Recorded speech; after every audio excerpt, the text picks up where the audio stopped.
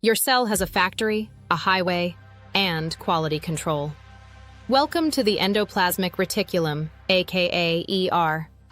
Yesterday we met ribosomes. Now meet their workplace. Ribosomes don't work alone. They rent space in the ER. First, rough ER. Why rough? Because it's covered in ribosomes, like acne, but productive. These ribosomes make proteins. Not random proteins.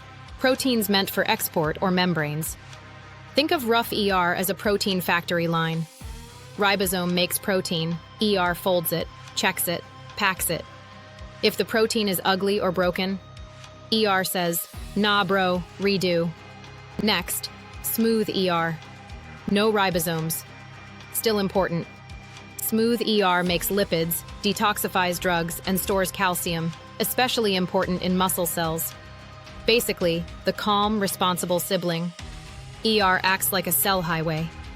Proteins move through it to reach the Golgi apparatus for final packaging and delivery. Amazon warehouse vibes. No ER equals no proteins, no lipids, no life. Your cell would literally shut down. Next time someone says ER, remember, it's the cell's factory plus highway plus quality control. Thanks for watching.